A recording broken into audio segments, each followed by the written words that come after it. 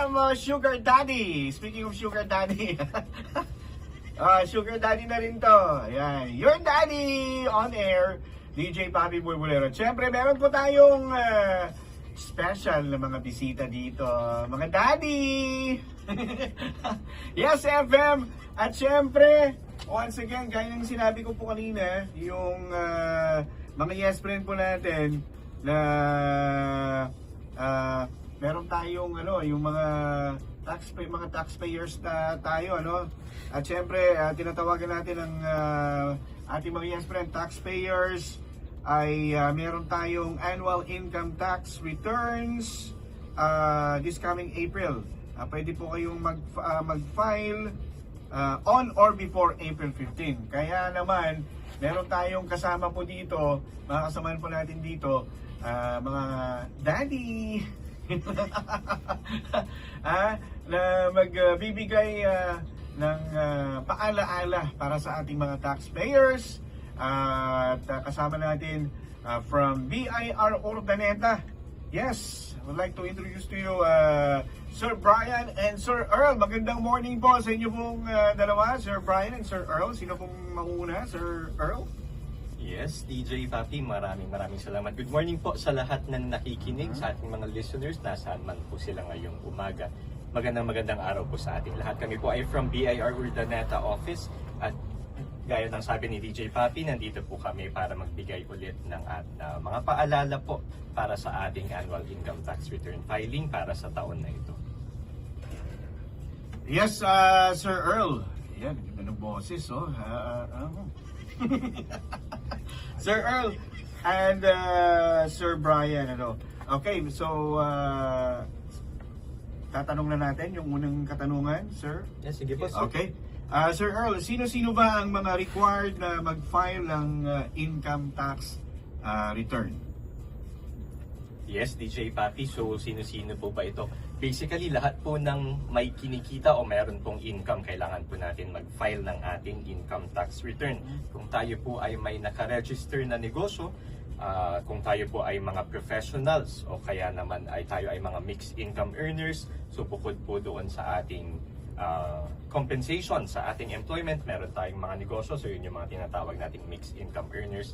Tayo po ay kailangan mag-file ng ating income tax return. Meron naman po tayong mga exempt sa filing katulad ng ating mga minimum wage earners, pero basically katulad ng nasabi natin, kung tayo po ay may kinikita, kung tayo po ay merong income, kailangan po nating mag-file ng ating income tax return.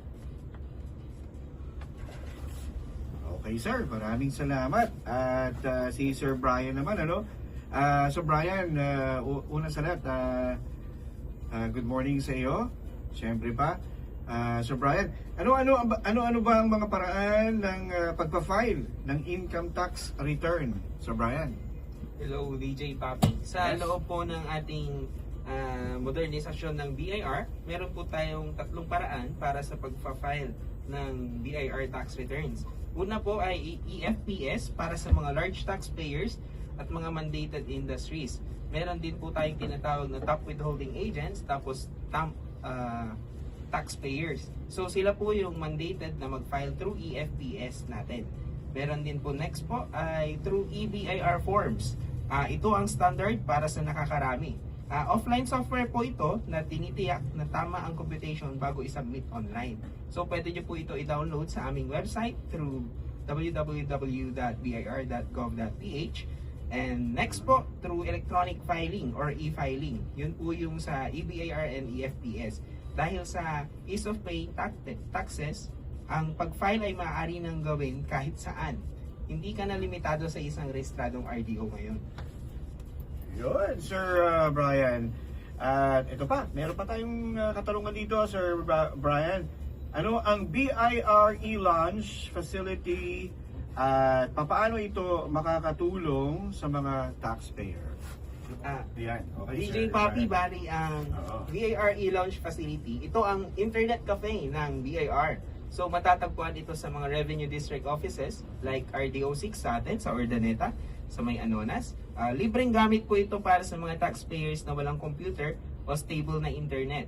So libre po ito na pag pumunta po kayo sa office, may mag-a-assist At doon nyo po pwedeng i-file or gamitin ang mga personal computers or ang computers para sa pag-file ng inyong income tax. So, sa assistance po, may mga duty officers po na pwedeng mag-assist kung paano po i-navigate ang website o software.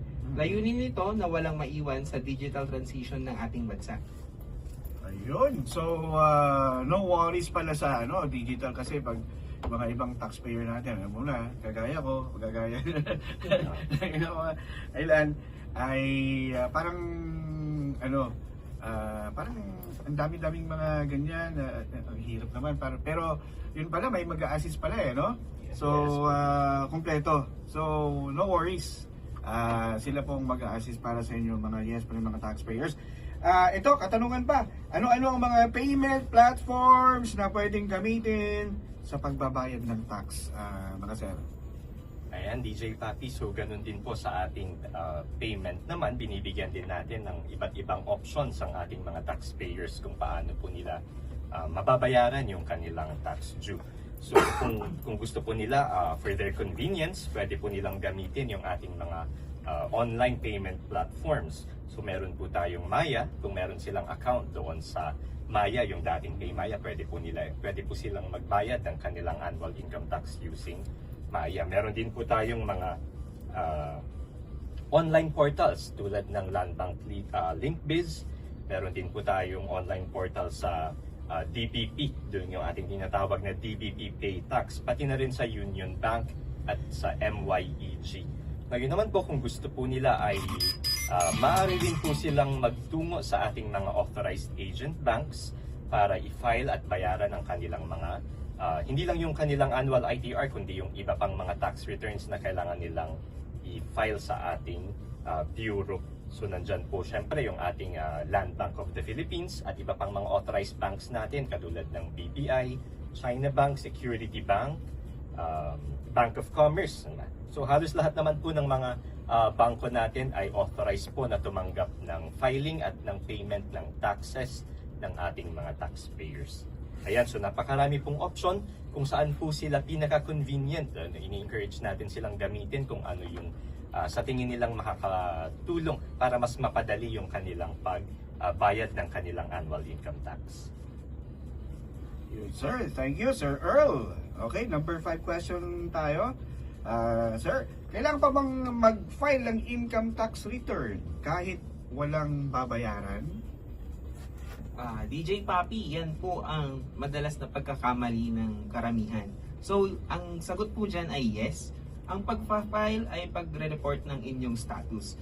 Yun po yung pinakamadaling salita para doon. So, meron or wala ka pong babayaran, kailangan nyo pong mag-file ng income tax return. Kasi meron na po tayong mandated ngayon na, di ba, pagka lumagpas po ng 250,000, doon lang po may babayaran. So, kung ang inyong annual income tax po ay, ang gross sales nyo po sa isang taon ay hindi bumaba ng 250,000, kailangan nyo pong mag-file pero wala po kayong babayaran doon. Exempt po kayo, yun nga lang, kailangan nyo pong sabihin sa BIR na kayo po ay exempt, kaya kailangan nyo pa rin pong i-file. So, kailangan po mag-file para po maiwasan ng open cases.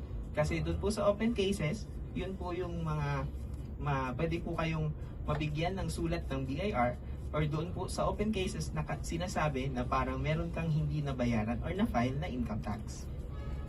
Ayun, okay sir. Sir Brian, okay? Ito, number 6 na question. Sino-sino po ang mga required na mag-submit ng mga attachments sa income tax return? Ayan, so bukod po doon sa income tax return na kailangan nilang i-file, meron din po tayong mga required na attachments, DJ Papi.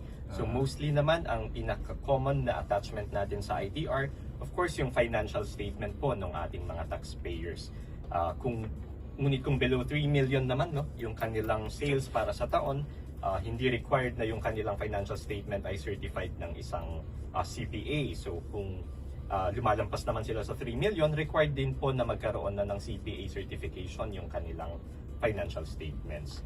Kasama na rin po sa ating mga attachments yung tinatawag nating Statement of Management Responsibility, kung saan inaako po ng ating business owner, kung sino man yung registered owner ng negosyong ito, na responsibilidad niya, na siya yung accountable doon sa filing and payment ng kanyang tax return. Ngayon, kung meron din po silang mga kiniklaim na tax credits, kailangan po din nilang i-attach yung kanilang mga tax credit certificates, yung mga Form 2307 na tinatawag natin, upang maging valid po yung kanilang kiniklaim na tax credit. Ngayon, paano naman po natin isasubmit, DJ Papi, itong mga attachments na ito? Unang-una, meron po, binibigyan po natin sila ng 15 days from the date of filing na mai-submit itong mga attachment natin. So, pwede po nilang submit ang mga attachment na ito by uploading the scanned copies. Hindi na po kailangan na ibigay nila sa amin yung physical copy ng kanilang mga attachment. I-scan lang po nila ito at i-upload po nila doon po sa ating EAFS system. Ngunit kung ano naman po, nagkaroon sila ng problema dito sa pag-upload dito sa ating EAFS, meron po tayong mga tax assistance center sa aming tanggapan. Pwede po silang magpa-assist doon sa kanilang pag-submit ng kanilang mga attachment. Bumisita lang po sila sa ating tanggapan. Pwede nilang gamitin yung nabanggit natin kaninang EBIR facility, EBIR lounge facility natin at yung mga tax assistance center natin. Hindi lamang para doon sa filing ng ITR, kundi na rin, pati na rin doon sa pag-submit ng kanilang mga ITR attachment.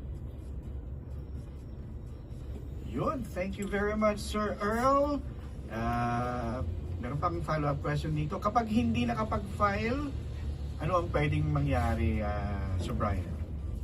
So DJ Papi, kapag hindi po nakapag-file ang isang individual or korporasyon, meron po tayong tatlong penalties. So una po ang civil penalty, meron po yung 25% surcharge at interest. So meron din po tayong criminal liability.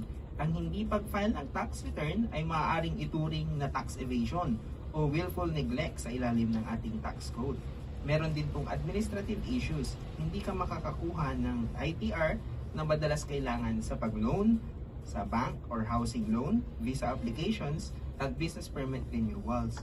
So, medyo nakakatakot po kapag sasabihin natin, ngunit pwede naman po yan maiwasan. Kaya po nagkakaroon po tayo ng ganitong programa para po hindi na po tayo magkaroon ng ganong mga penalties. Ayun. So, mga yes pre nating taxpayers, para hindi magka-penalty. Kung may penalty, ang non-filing, magkano po ito? At pwede po ba itong pabawasan? Siyempre, DJ Papi. Unang-una po, ang general rule po natin, meron po tayong 25% surcharge, 12% annual interest, at compromise penalty. Kung ikaw ay micro o small taxpayer, ang compromise penalty ay reduced na ngayon dahil meron po tayong Ease of Paying Taxes Act. So halimbawa, mula 1,000, magiging 500 na lang po yun. So nabawasan po ngayon yung penalties natin.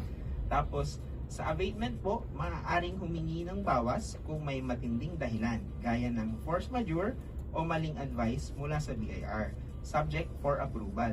So, ngayon DJ Papi, marami na pong paraan. Kailangan lang po nilang mag-proceed sa aming office, pagbigay ng letter of intent. Subject for approval naman po ngayon lahat ang paghingi ng compromise. Yun. Okay, maraming salamat Sir Brian.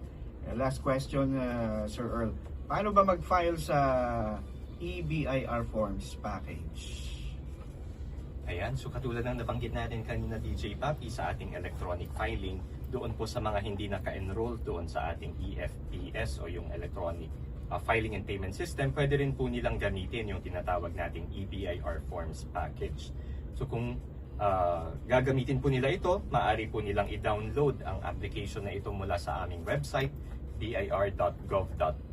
Hanapin lang po nila yung EBIR forms offline package. I-download lang po nila ito at i-install sa kanilang mga computer, sa kanilang mga laptop, at magagamit po nila ito sa filing ng kanilang mga tax returns. Kailangan lang po na syempre ng kanilang internet connection. At pinapaalalahanan din po natin na pag gumagamit po tayo ng EBIR forms package, huwag po natin kalimutan na i-save po yung confirmation o yung successful na submission ng ating tax return, kasi hahanapin din po natin ito as proof na i-file talaga yung kanilang mga tax return.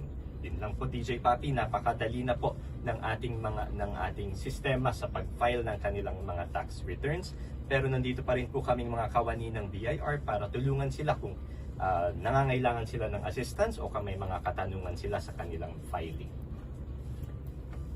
Ayun sir, maraming salamat Sir Brian and Sir Earl. Once again, sa lahat po ng mga yes pa rin nating taxpayers, on or before April 15 po. Ayan. Maraming salamat Sir Earl and Sir Brian. At meron akong katanungan sir. Yes sir, DJ Papi, ano po yun? Pwedeng pa-sample lang ano? Yeah, para may iba naman tayo, ano? Ayan, para sa ating mga... Oo. Offline ba? Yeah, on air tayo sa Okay. Oo. Ayan naman mga daddies natin dito, Sir Earl and Sir Brian. Maraming salamat. Pero ano lang, for short version lang ng pagkanta mo, Sir Earl. Ayan, meron ba? Tama na yung talent mo, Sir Earl. Baka patayin nila yung mga radyo nila, DJ Papi. Hindi, para surprise na lang. Abangan. Di ba? Sa susunod. Kaya, nako, exciting to mga taxpayers. Meron tayong mga songbirds pala sa BIR, no? Diretso na po kayo sa BIR para makapag-file mo na lang, makapag-file mo kayo. Sir Earl and Sir Brian, maraming salamat. Meron pa kayong mga pahabol dito or bago tayo magpaalam? Sige, DJ Papi. Again, mula po sa lahat ng bumubuo ng BIR dito sa ating distrito ng East Pangasinan, sa pangunguna po ng ating Revenue District Officer, RDO Aldrin Camba, maraming salamat po sa inyo, sa ating mga taxpayers sa walang sawang suporta po sa mga programa ng Bureau. At again, pinapaalala po natin, may panahon pa po para sa filing ng ating annual ITR. Hanggang April 15 pa po ang ating filing. Iwasan po natin ang abala, iwasan natin ang penalties. Mag-file po tayo on or before April 15, 2026. Yun, maraming salamat.